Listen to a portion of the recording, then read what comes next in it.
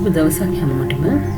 අද මම ඔයාලට කියනවා යෙදුම් මෘදුකාංග භාවිත කරනකොට කොහොමද මේ මූසිකය හා යතුරුපෝරු, ඒ කියන්නේ mouse and keyboard එක කොහොමද යොදාගන්නේ, නිවැරදි ආකාරයට යොදාගන්නේ කියන එක.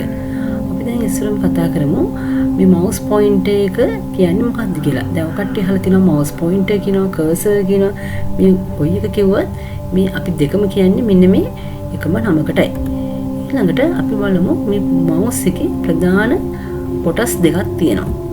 දැන් අපි කතා කරනවානේ මේ mouse එක සම්බන්ධයෙන් දේවල් නේද? ඒතර දැන් ඔන්න mouse එකේ තියෙනවා left button එක වම් බොත්තම සහ right button එක දකුණු බොත්තම. ඒ දෙකට මැදින් තව එකක් තියෙනවා scroll wheel කියලා. ඒ කියන්නේ roll කිරීමේ රෝදය. අපි බලමු මේ එකින් එකට කොහොමද මේවා අපි වැඩ කරන ආකාරයට පත් කරගන්නේ කියලා. දැන් බලන්න මූසිකයේ අපි අවස්ථාවන් විවිධ අවස්ථාවන් වලදී අපිට මෙන්න මේ විදිහට යොදා ගන්න පුළුවන්. රැහන් සහිත මූසිකය කියන්නේ mouse අපි ළඟ තියෙනවා මේ වගේ කේබල් එකක් කරහා අපිට සම්බන්ධ කරගන්න පුළුවන්. තව තියෙනවා රැහන් රහිත මූසිකය කියන්නේ wireless mouse. එතකොට මේක වයර් එකක් නැතුව අපිට මේක සම්බන්ධ කර ගැනීමේ හැකියාවක් තියෙනවා. තව තියෙනවා ටච් පෑඩ් එක ස්පර්ශ තල. ඒ කියන්නේ ලැප්ටොප් වල තියෙනවා මෙන්න මේ ටච් පෑඩ් එක. ඒකින් තමයි mouse එක විදිහට භාවිත කරන්නේ.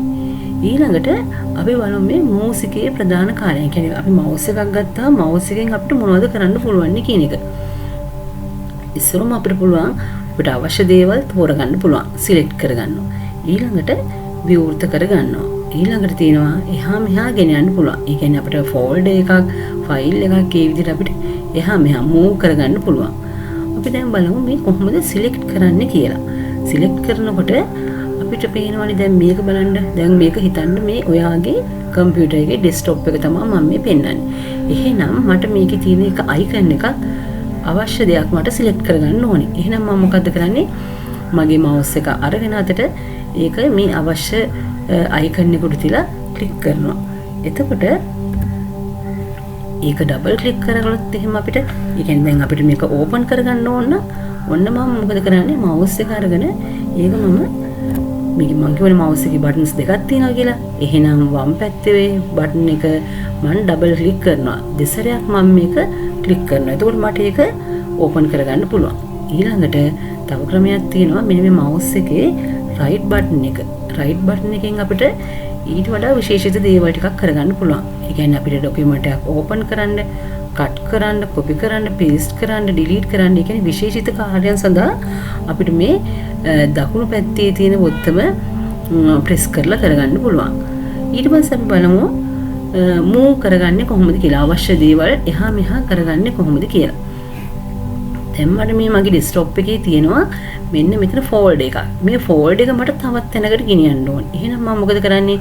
මෙතන මට අවශ්‍ය කරන ෆෝල්ඩර් එක හරි ෆයිල් එක හරි මම මොකද කරන්න ඕනේ? ක්ලික් කරලා, ඒ කියන්නේ වම් බොත්තම ක්ලික් කරලා ඒක ක්ලික් කරගෙන මට අවශ්‍ය තැනට මම ඇදගෙන යනවා. Click and drag. ඊට පස්සේ අවශ්‍ය තැනට ගිහිල්ලා මම ඒක අතරිනවා. ඊළඟට තව බලන්නකො මේ mouse එකේ තියෙනවා අපි කතා කරන්නේ මේ ස්ක්‍රෝලින් වීල් එකක් තියෙනවා කියලා. ඒ කියන්නේ මෙතන වීල් එකක් රෝදයක්. ඒකිනුත් පුළුවන් මට මේ මූසිකයේ තියෙන විශේෂිත කාර්යයක් කරගන්න. මට දැන් වර්ඩ් හරි මොකක් හරි පිටුවක ඉඳලා මට ඉහළට, ඒ කියන්නේ පිටුවේ උඩට යන්න පුළුවන්, පිටුවේ පල්ලෙහාට යන්න පුළුවන්. එතකොට මෙන්න මේ ස්ක්‍රෝලින් වීල් එක කියන එක මට උපයෝගී වෙනවා. ඊට පස්සේ බලමු අපි මේ මූසිකේ කොහොමද නිවැරදිව භාවිත කරන්න කියලා. දැන් මේ බලන්න. දැන් මේක ඇවිල්ලා mouse එක user හරියට අල්ලගෙන ඉන්නවා. ඒ කියන්නේ මෙතන තියෙනවනේ left සහ right button තියෙනවා. මැද scrolling wheel එක තියෙනවනේ. එතකොට අපිට පුළුවන් මෙන්න මේ ආකාරයට තමයි නිවැරදිම ආකාරයේ මේ mouse එක අල්ලන විදිය. දැන් මේක බලන්න. මේක ඇවිල්ලා mouse එක ටිකක් තද කරගෙන ඉන්නවා. ඒ කියන්නේ user ලොකු වීරයක් දාලා තමයි මේක අල්ලගෙන ඉන්නේ. ඒ කියන්නේ මේක අපිට නියමාකාරයෙන් මේ වැඩේ කරගන්න බෑ. මොකද mouse එක එහෙට මෙහෙට කරන්න බෑ, move කරගන්න බෑ. අපිට අවශ්‍ය තැනට cursor එක ගෙනියන්න බෑ. මොකද මෙයා buttons දෙකම හොඳටම අතෙන් වහගෙන තමයි ඉන්නේ. ඉතින් ඒක වැරදි ඉරියව්ව තමයි මෙන්න මේ මවුස් එක යූස් කරනකොට. මෙන්න බලන්න තව වැරදි එකක් තියෙනවා. ඒ කියන්නේ මවුස් එකේ ඇඟිලි මවුස් එක උඩ තමයි මේ ඇඟිලි ටික ඔක්කොම තියෙන්නේ. ඒකත් වැරදි. ඊළඟට බලන්න මවුස් එක අල්ලගෙන ඉන්න විදිය ඒකත් වැරදි. මොකද මේකේ අපි අර මං කිව්වා වගේම බටන්ස් දෙක උඩ තමයි අපේ මේ ඇඟිලි දෙක තියෙන්න ඕනේ. එතකොට අපේ වැඩේ කර ගැනීම සඳහා ඊටාම පහසුවක් දැනෙනවා අපිට. ඊළඟට අපි යතුරු පුවරුව ගැන කතා කරොත් යතුරු පුවරුවේ තියෙනවා රැහන් සහිත යතුරු පුවරුව. ඒ කියන්නේ කීබෝඩ් තියෙන මොනවද? වයර් එකක් තියෙනවා. ඒතකොට වයර් එකක් තියෙනවා, තව එකක් තියෙනවා වයර්ලස් කීබෝඩ්. රැහන් රහිත. ඒතර රැහන් රහිත කිව්වහම අර මවුස් එකේ වගේම මෙතනක් තියෙනවා වයර්ලස් සම්බන්ධ කරන පොඩි ඩිවයිස් එකක්. අපි ඒක අපේ සිස්ටම් යුනිට් එකට හෝ ලැප් එකට සම්බන්ධ කරලා තමයි මේ අවශ්‍ය කාර්ය කරගන්නේ. ඊළඟට බලන්න තව එකක් තියෙනවා ටච් කීබෝඩ්. ඒ කියන්නේ අපේ ලැප්ටොප් වල වගේ අපේ තියෙන්නේ ටච් පෑඩ් එකක්. ඒතර ටච් කීබෝඩ් එකක් තමයි තියෙන්නේ. ඊළඟට අපි බලමු යතුරු පුවරුව කොහොමද නිවැරදි භාවිත කරන්න කියලා. දැන් මේ බලන්න මේකේ තියෙනවා නම්බර්ස් තියෙනවා, ලෙටර්ස් තියෙනවා, තව කීස් තියෙනවා. ඒතකොට මේවා අපි කොහොමද භාවිත කරන්න කියලා අපි බලමු. දැන් මේක ඇවිල්ලා මේ නිවැරදි ආකාරයක් තමයි මේ කීබෝඩ් එකේ ඇඟිලි තියාගෙන ඉන්න විදිය. මොකද කීබෝඩ් එකේ ඇඟිලි තියාගෙන ඉන්න විදිහෙන් අපිට අපේ කාර්ය පහසුවෙන් කරගන්නට පුළුවන්. ඒ කියන්නේ අපිට අර අකුරු හොය ගහන්න ඕනේ. අපිට නිවැරදි ආකාරයට ඉක්මනට අපේ වැඩේ සාර්ථකව කෙටි වේලාවක් තුළදී කරගන්න පුළුවන්. එතකොට මේ වගේ ටයිපින් ස්පීඩ් හදාගන්න ටයිපින් ප්‍රැක්ටිස් කරන සොෆ්ට්වෙයාර්ස් ඉන්ටර්නෙට් එකෙන් ඩවුන්ලෝඩ් කරගන්න පුළුවන්. මම එකක් කියන්නම් මේකට තියෙනවා ටයිපින් මාස්ටර් කියලා එකක්. ඔකට පුළුවන් නම් ඒක ඩවුන්ලෝඩ් කරගන්න, ඒක ප්‍රැක්ටිස් කරන්න. ඒක ඇත්තටම අපිට මේ ඇඟිලි ටික හරියට වැඩ කරන ආකාරය ඒකෙන් උගන්වනවා. හරි.